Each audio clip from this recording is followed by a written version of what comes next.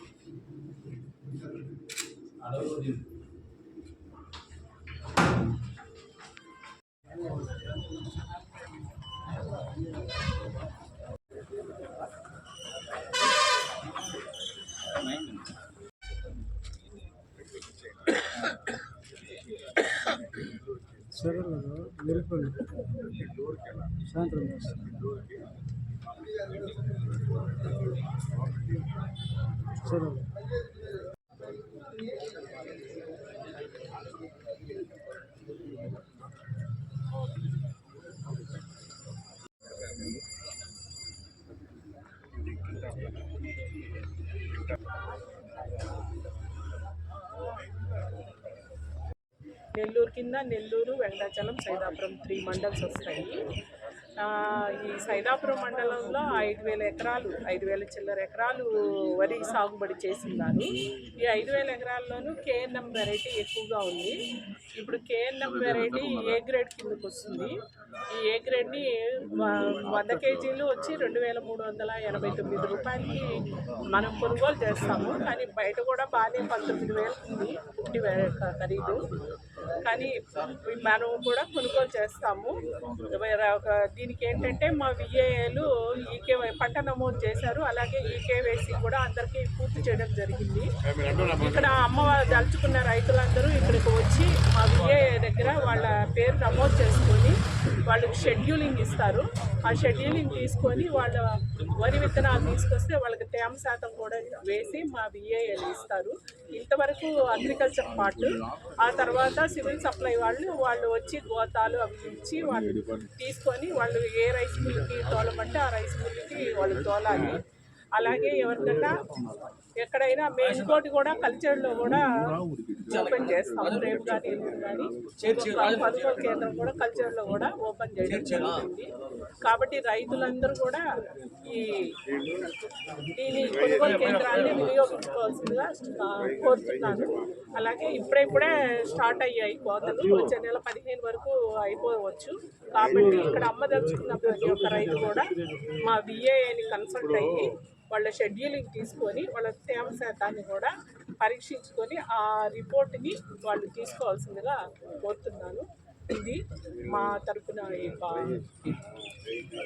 మనకి ధాన్యం కొనుగోలు కేంద్రాలు ప్రతి రైతుకి కూడా మద్దతు ధర రావాలని చెప్పి ప్రభుత్వం వారు మనకి ఏర్పాటు చేయడం జరిగింది. అందులో భాగంగానే మన గౌరవ ఎమ్మెల్యే గారు ఈరోజు మనకి సైదాపురం సొసైటీ తరఫు నుంచి ఒక పీపీసీ సెంటర్ ఓపెన్ చేయడం జరిగింది. అలాగే కల్చర్కి సంబంధించి కూడా ఒక పీపీసీ సెంటర్ మనకు ఉన్నది. ఇప్పుడు రైతులందరూ కూడా ఈ రైతు కొనుగోలు కేంద్రాలు మనకి గవర్నమెంట్ ప్రారంభించడం మనకెంతో సూచించుకో. మనకి మద్దతు ధర బయట దళారీ వ్యవస్థని ఖండించి మద్దతు ధర ఇచ్చే విధంగా ఈరోజు మన ప్రభుత్వం తీసుకుంటున్న చర్యలు, అందుకు మన ఎమ్మెల్యే గారు ఈరోజు ఈ కేంద్రాన్ని ప్రారంభించడం ఇవన్నీ మనకి ఎంతో సంతోషదాయకం. ఇదే విధంగా రైతు పండించిన ధాన్యాన్ని కొనుగోలు చేసినాక 24 గంటల్లో వాళ్ళ అకౌంట్లో కూడా నగదు జమ అవుతుందని మనకి తెలియజేయడం జరుగుతుంది.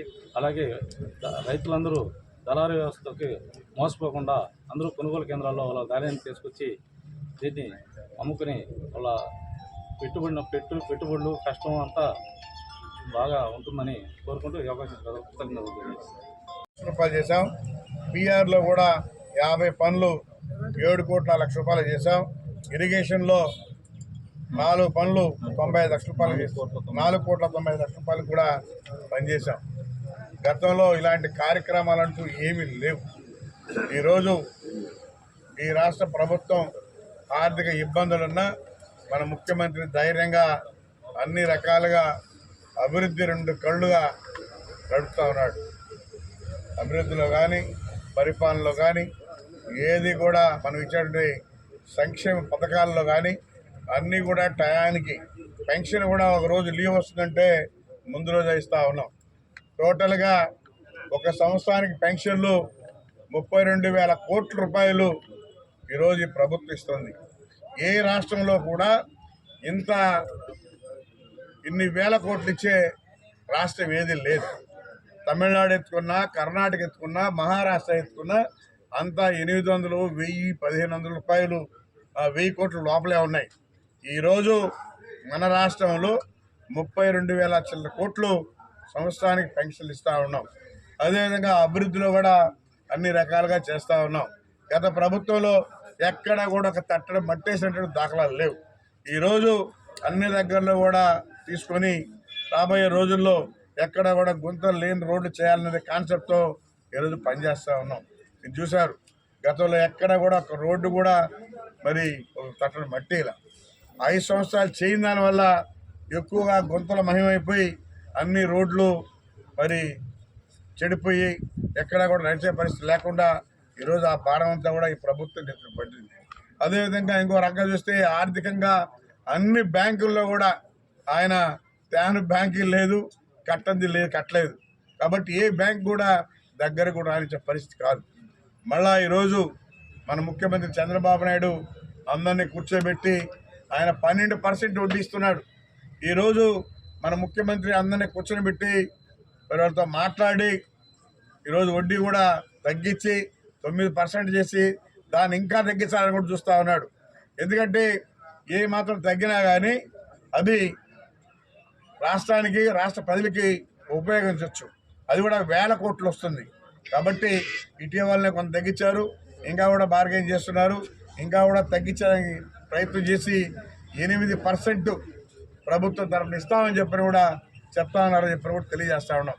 మరి ఆయన జగన్మోహన్ రెడ్డి 12% పెట్టిపోయాడు. ఆ విధంగా సర్వనాశనం చేసినటువంటి గత ప్రభుత్వం పరిపాలన ఈరోజు అవన్నీ కంట్రోల్ చేసుకుంటూ ఈరోజు అన్ని రకాలుగా రైతుని లాభసాటిగా తీసుకురావాలన్నదే మన ముఖ్యమంత్రి ముఖ్య ఉద్దేశం. అందులో భాగంగానే ఈరోజు రైతులు పండించే పంటను కూడా ఈరోజు మనం కొనుగోలు చేసి ఒక క్వింటాల్ ధర 2,389 రూపాయలు ఒక రకం, 2,369 రూపాయలు ఒక రకం.